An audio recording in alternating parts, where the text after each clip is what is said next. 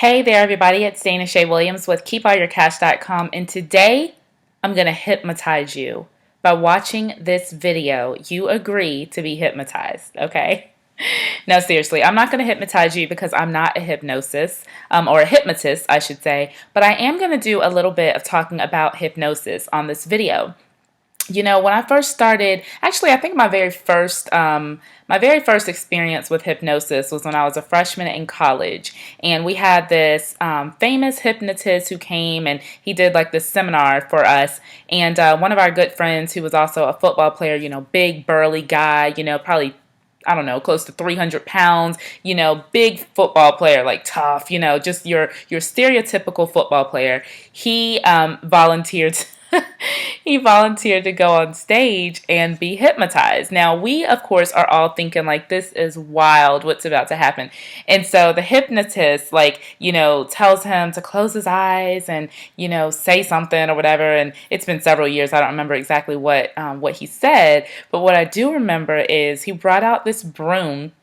And the guy starts like dancing around with this broom, and he's like caressing it. And, it's like, he's like thinking that this broom is like his girlfriend or something. And oh my gosh, I think we probably laughed hysterically for like 2 weeks. I mean, that was like the running joke. Of course, when he came out of it, he didn't believe he didn't believe that any of this stuff had happened, but we were like, no, let me tell you, you were like caressing the thing and like, trying to like kiss it, and it was like a broomstick. And so that was my first real experience with hypnosis. And so ever since then, I was like, there's no way, no how am I ever going to let anybody hypnotize me, because I have no idea what I would do. And so then, all these things started coming out in the news as far as, people being hypnotized to stop smoking, and people who have like sleep apnea and sleep issues were being treated by hypnosis in order to overcome those things. So that kind of started getting me a little interested in what exactly is hypnosis. And, I'm a Christian, and so I'm really careful about, the things that I let into my mind. And so still didn't really want to be hypnotized, still kind of shied away from it because I'm thinking it's some sort of like mind control thing. And, the thing that I'm learning about hypnosis, and I'm actually reading a book. Let me see, where's my tablet here. I'm reading a book called Psycho-Cybernetics. And this book is like blowing my mind. I want to show you guys my tablet. I don't even know if you can see you probably can't even see the pictures, but anyway, or the words. But I'm in this chapter right now, and they're talking basically about, your subconscious. And I've done a couple videos or blog posts, which you can check those out on blog.keepallyourcash.com. But I've done a couple blog posts, and I may have done a few videos on the power of your subconscious mind. And the thing about hypnosis is really it's just tapping into your subconscious mind. And this is why hypnosis has been it's been so successful in helping people to overcome things that in their conscious state they can't overcome. For example, most of us know that smoking is bad for you, right? Even if you smoke, you know that it's bad for you. Maybe back in the 50s or 60s, they still kind of didn't know. But now with all the medical research and everything that's happened, everyone pretty much knows that smoking is bad for you. Give me just a second.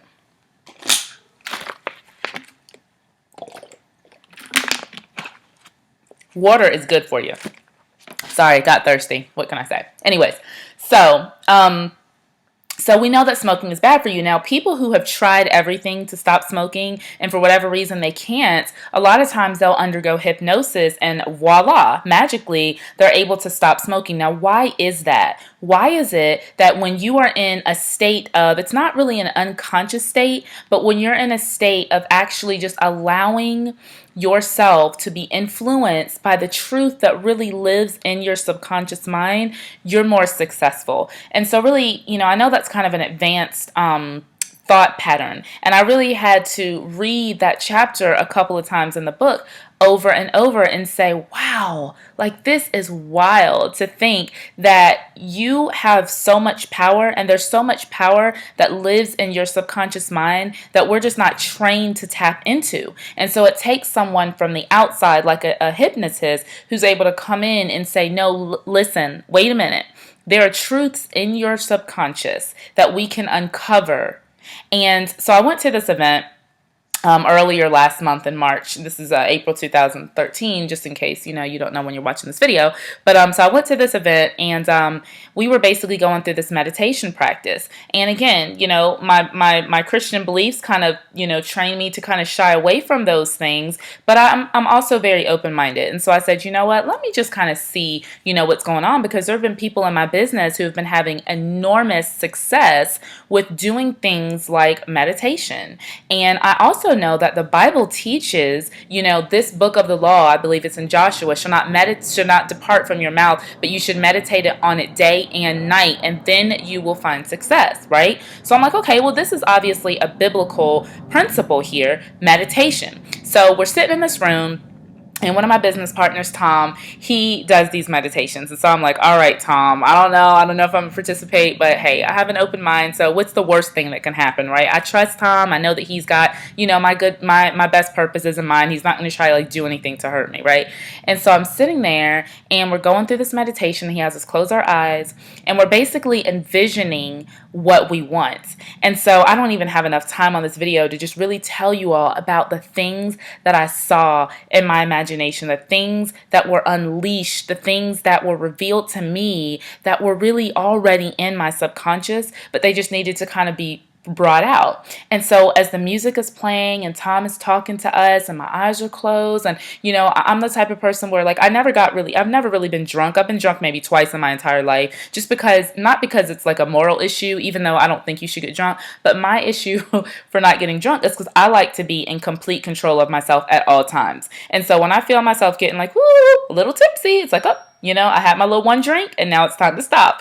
And so, this whole thing of just kind of releasing that control of your consciousness, it can be a little scary for a lot of people, myself included. But I said, what, I'm in a safe environment. I'm here with my friends, my business partners.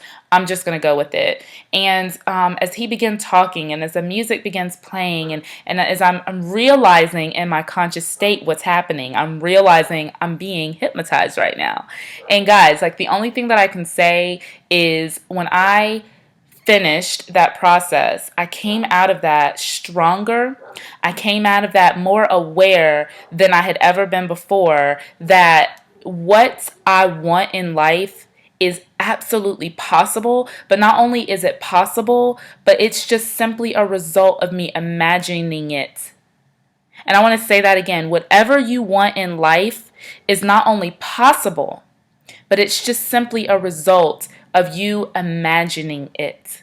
So many times as children, we're taught to use our imaginations, right? When I was a little girl, oh my God, my imagination was super vibrant. I had my little friends. I talked to my little friends. I mean, I probably would have been a little, special to some people, but I would talk to my little friends. I was a teacher, that was what I was going to do when I grew up. And so I had my grade book, I had my students, all of them had names, and these were all my teddy bears and doll babies lined up. I would speak. My imagination was in overdrive.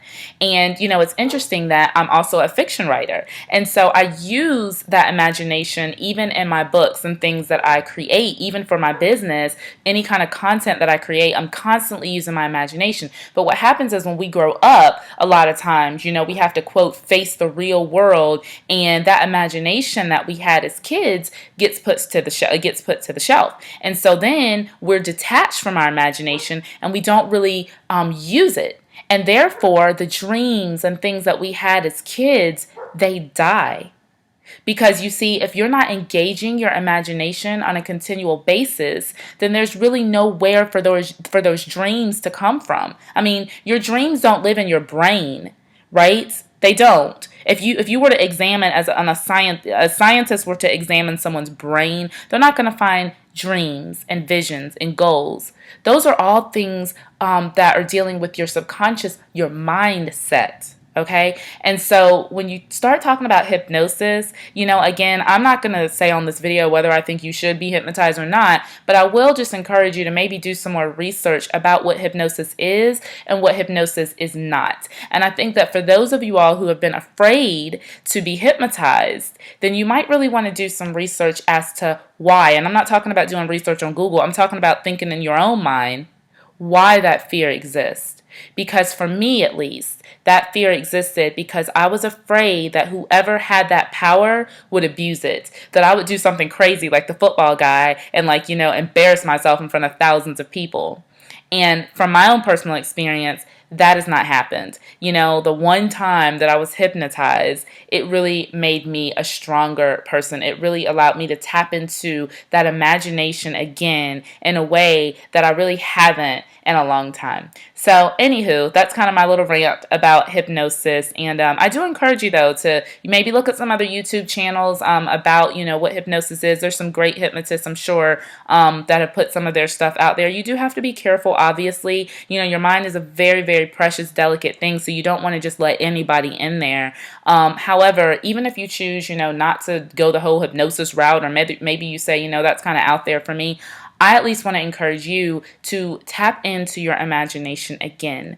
Pull out those dreams and begin to pull out those thoughts that you had maybe as a child, or maybe when you first started a business, or maybe when you first became an adult and you kind of had, these dreams and these aspirations, and for whatever reason or another, they've kind of died. They've kind of, died off. Well, go back to those and re-engage your imagination, because what you're going to find in your subconscious mind is going to be the key, I think, for the success in your future. So I can't wait to meet you guys over at Facebook. Head on over there. It's facebook.com/Dana Shea fan page. I'd love to connect with you there, and I'll see you guys on the next video. Bye.